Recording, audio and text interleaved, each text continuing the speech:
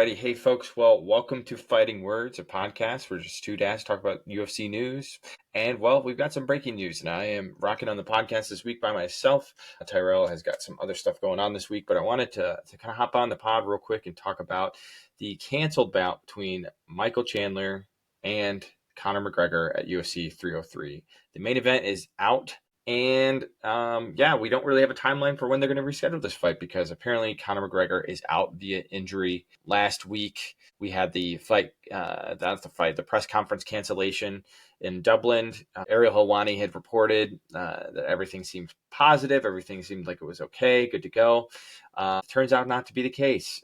Conor McGregor is injured. And so this fight will no longer be taking place at UFC 303, but will instead be replaced with Alex Pereira and Yuri Prochazka, their rematch of the first fight being for the title, which Alex Pereira had won. I will discuss that in a moment, but I'm going to give you my quick thoughts on the Conor McGregor situation.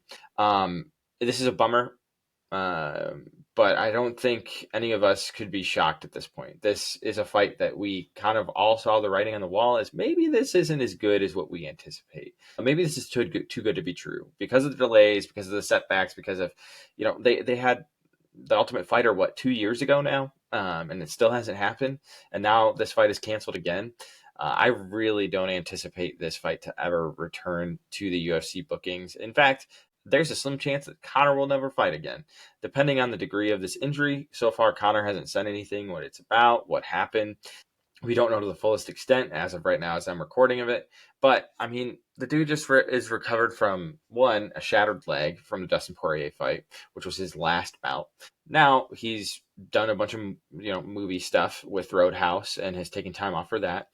We know that he has ballooned up, whether that's from a PED usage or from just not training. And now that he's excited, pumped, been training, doing all this stuff, but we haven't seen any recent footage of him. He hasn't said anything, hasn't disclosed anything. So there's kind of speculation. Hey, what else might have happened this injury? My little conspiracy theory is that he is not injured, but in fact couldn't get his drug usage down, and the new organization over the UFC maybe not is covering for him, but they're just like, hey, you can't fight. And I think the UFC has said, well, we're not going to disclose why he's not going to fight, but he's out due to an injury. I am unfounded in this, but I do know that stars like to be covered up for to save the kind of the sanctity of the sport. And it just seems awfully weird that he would sit here and be like, yeah, due to unforeseen circumstances, I'm not able to go to the UFC press event. Now, granted, if he is hurt, if he is injured, walking out on crutches to a UFC press conference is something that, would not be a good look for a fight. And then two, if they're waiting a week later to be like, hey, is this working? Is this not? We need to hear back from a doctor, and maybe, this week later that they just decided, hey, this injury is not going to work. But if that's the case, we don't know how long it's going to take for him to recover from an injury. We don't know how long it's going to take for him to be back. They're saying slating for fall. I don't believe that. With the other events that they've got lined up, where's he going to fit? The Sphere? Yeah, cool. But they've already started booking fights for that. And I don't think Conor, McGregor, and Chandler are going to fit in that card because Conor's going to want to take a huge chunk of the purse. I don't see this happening. And if it comes by the end of the year and we still don't have a fight scheduled, you can all but guarantee that Michael Chandler is never fighting Conor McGregor. And I'm making this podcast, one, to directly say to the viewers, hey, these are kind of my initial thoughts on it. But then two, Michael Chandler needs to just stop pursuing this fight as a whole. I think go fight someone else that really matters. Go fight somebody that'll pull in another money fight. You could, potentially rematch with Dustin Poirier or fight Charles Oliveira again. Yeah, it won't be for the title, but these are still fun and interesting fights that he has in his career. I don't think that Michael Chandler is doing himself any favors if he's not going to get out there and actually stop pursuing this and actually pursue a fight that makes sense. Because now this doesn't make sense. Conor is not going to come back to fight Michael Chandler, who, in his own right is a draw, but they're both aging out. They're both getting older. I mean, Chandler only has a few fights left, in my opinion, before he's really dusted off into irrelevance like Tony Ferguson. So we've got to make it count for what it is. And, I'm not, I shouldn't say I'm mad at Chandler for wanting to hold out for this fight, but I think at this point, we've we've seen kind of the song and dance play out poorly. And I think, Chandler has kind of expressed like, hey, like we're still holding out. No one's pulled out of this fight yet. And then obviously the news comes. I think that now Chandler's kind of made himself to look like a fool. And if he wants to get his credibility back, get back in the octagon and stop training for this one specific fight, it's time to shift your goals elsewhere. As for Conor, I do think that this increases his chances dramatically for him retiring. And to be honest with you, I don't blame him. Like, you've already made your money. You've already done the sport a service that you've already done. Like, you don't need to go and make more money off of this.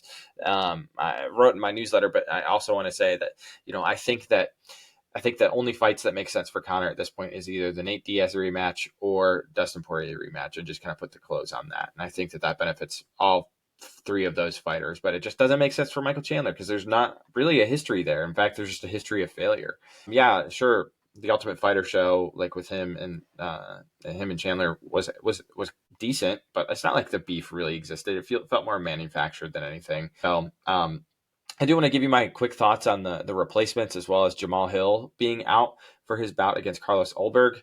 So yeah, first off, the replacement for Alex Pereira and Yuri Prochazka too. I'm stoked.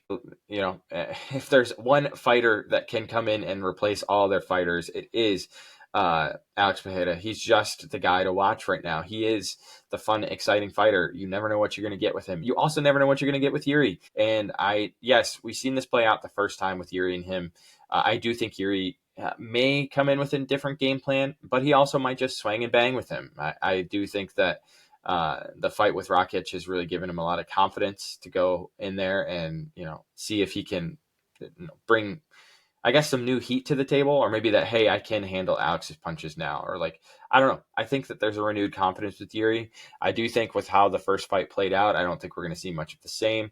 And as Tyrell would say, Pereira's gotten so much better grappling. I don't know if wrestling is going to be Yuri's specialty here if he tries to go that route. So, in my personal opinion, I think that Pereira is probably going to pull out a win for this card. But I'm Yuri's my boy, so this is not going to be my final prediction. But gut reaction says, uh-oh.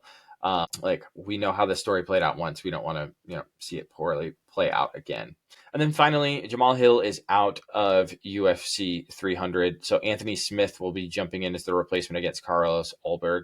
Carlos Ulberg, if you remember, was the replacement for Khalil Roundtree because he popped for PEDs. So, honestly, like, I'm all down to see Anthony Smith get his butt kicked by an upcoming process. I do think it even helps with Carlos Ulberg saying like, hey, I'm not jumping the line. I'm not skipping the line directly into like a big title fight, but I'm taking out somebody who's kind of tertiarily, if that's a word, around he's not in the orbit of a title fight, but Anthony Smith is always one of those guys to always be down to fight. And I can't stand Anthony Smith, so it's great to see him potentially get beat. So I will definitely be picking Carlos Ulberg for this fight, unless from some way, shape, or form Anthony Smith is able to step up and submit him again, as he does with all these young guys. Never count out the Lionheart, but I am counting him out in this. You feel free to bet against me if you want. Just as kind of my closing thoughts, my final thoughts on this, I really don't think we'll see Conor in the cage ever again, unless it's for one of those two fighters that I named earlier, Dustin or Nate. I think that the saga with Chandler is over, and I'm sticking to my guns on that. I really don't think that this fight is ever going to be booked. It's like the worst version of Tony Ferguson and Khabib, because one of the parties is just either not willing or not able to fight Michael Chandler. So it makes me chuckle. It makes me laugh that we ever thought that this was going to be a thing that happened. I think I have some older podcasts and the receipts that you can pull up and hear all about my thoughts on how I never expected this fight to turn out in the first place. So it seems that it is getting fulfilled in one way, shape, or form. So, thanks for tuning in and listening to my quick reaction thoughts on the update with Conor McGregor. I'm sure there will be more updates come next week. If there isn't, though, I mean, this is just par for the course. So, as always, I'm following Fighting Words. If you would like to, please subscribe. If you are watching us on Spotify or maybe you're listening in an Apple Podcast, please give us a follow. And I appreciate it as always, folks. And we will catch you next week.